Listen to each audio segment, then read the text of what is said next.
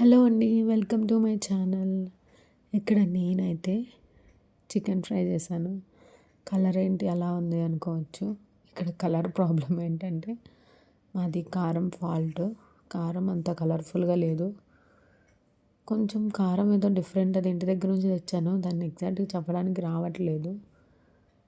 So కారం వల్ల curry ఆ కలర్ వచ్చింది. ఇక్కడ నేనైతే సింపుల్గా ఎక్కువ హడావుడి లేకుండా మ్యాక్స్ మేము ఎప్పుడూ కూడా ఆఫీస్కి వెళ్ళొచ్చిన తర్వాత ఎవరో ఒకరు రావడం కానీ అప్పటికప్పుడు తినాలనిపించడం అలా అంతా కూడా సడన్ ప్లానింగే ఉంటుంది. ప్రీ ప్లానెడ్ అయితే చాలా తక్కువ. సో ఆఫీస్కి వెళ్ళేసి వచ్చాము. ఆ రోజు సాంబార్ చేశాను. దానికి కాంబినేషన్లో చికెన్ ఫ్రై చేసుకుందాము అనుకొని 1 కేజీ చికెన్ అయితే తీసుకొచ్చాము. సో చికెన్ అయితే నీట్గా కడిగేసుకొని చికెన్లో ఉప్పు, కారం, పసుపు, ధనియా powder, chicken masala, garam masala, lemon ఇవన్నీ అయితే వేసుకున్నాను. యాక్చువల్లీ నేను లెమన్ స్కిప్ చేసి ఉండాల్సింది. స్పైస్ తెలియాలి అని అంటే లెమన్ స్కిప్ చేసుకోండి. కొంచెం జ్యూసీగా కావాలి, మనము గ్రేవీ టైప్ చేసుకుంటే కర్డ్ యాడ్ చేసుకోవచ్చు. నేను ఇక్కడ ఫ్రై కోసం అని చెప్పేసి కర్డ్ అయితే ఏమి యాడ్ చేయలేదు. ఇట్లా మనం ముందుగా మ్యారినేట్ చేసుకోవడం వల్ల ఏంటంటే చికెన్ మనకి చాలా త్వరగా కుక్ అవుతుంది. అండ్ అలాగే ఆ మసాలాలు అన్నీ కూడా దానికి బాగా ఫ్లేవర్స్ అన్నీ కూడా చికెన్కి బాగా పడుతుంది. అంటే రైస్ కూడా మనం నానబెట్టడం వల్ల త్వరగా ఎలా ఉడికిద్దో చికెన్ కూడా అంతే. మ్యారినేట్ చేస్తే మనకి నార్మల్ చికెన్ కన్నా కంపేర్డ్ మ్యారినేట్ చేసింది కొంచెం త్వరగా ఉడుకుతుంది.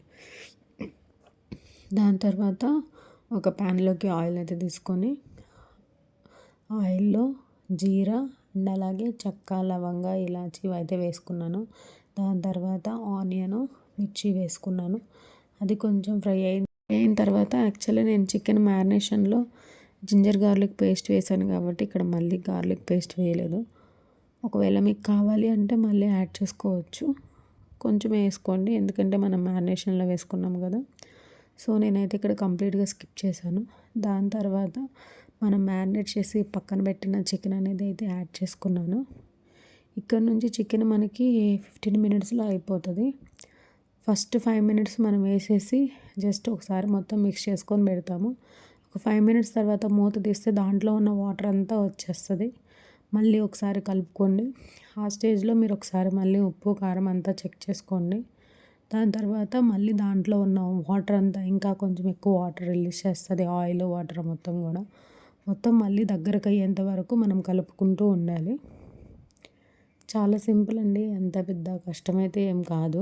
కాకపోతే నాకు కర్రీ కలర్ ఏంటంటే మాది కారం మంచిగా లేదు, దానివల్ల అలా వచ్చింది. కానీ టేస్ట్ మాత్రం చాలా బాగుంది.